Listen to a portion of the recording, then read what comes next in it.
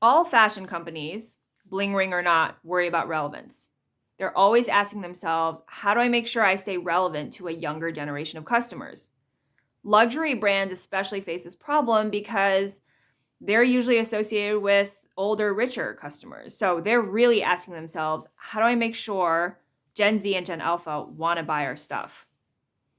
There's also a lot more competition in the luxury sector today. There are the big luxury brands that we tend to know, but there are also smaller, lower price point, but still very upmarket brands emerging all the time around the world. So there's like Totem in Sweden. In LA, there's Reformation, Fear of God. In the 1980s and 90s, the big marketing strategy for luxury brands was logomania. Put logos on everything.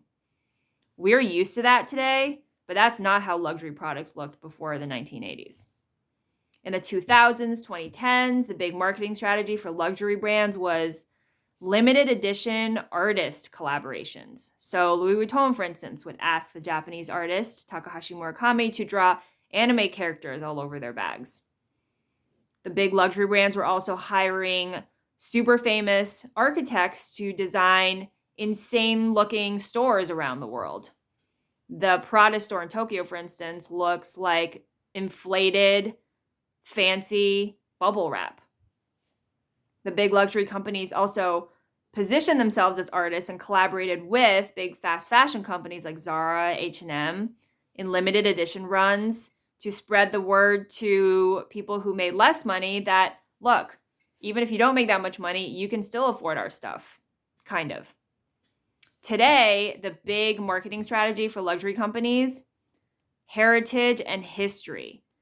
They're all about saying, look, we've been around for a very long time. We've been making beautiful stuff for so long, and we plan to stick around for a long time. So Louis Vuitton's ad campaign, the big one for the last couple of years, has been Voyages, to emphasize their start.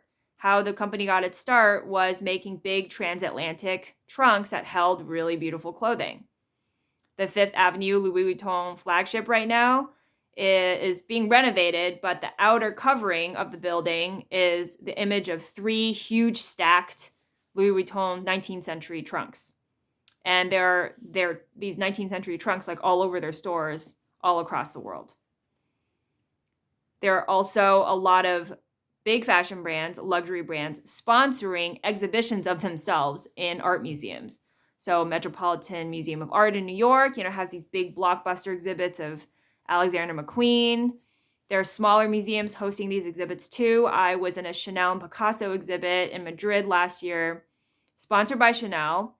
And Chanel customers, or longtime Chanel customers, the customer loyalty program or whatever, they would get all these goodie bags and other perks when they go to the exhibit.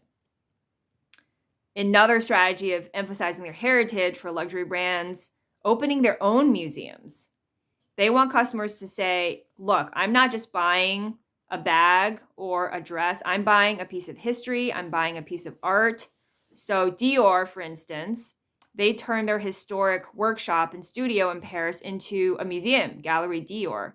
When you go in there, you can see the model, like a miniature of every single dress that Christian Dior himself ever designed. And there's extensive history of some of their most famous dress designs, for instance. So there's one dress called Miss Dior, named after his younger sister, who he loved a lot. It is embroidered with thousands of silk flowers. And it's also the inspiration behind his scent, Miss Dior, that Natalie Portman has modeled for a long time. Definitely seems to be working because it seems like whatever the global economy is going through, the luxury sector is just doing very well.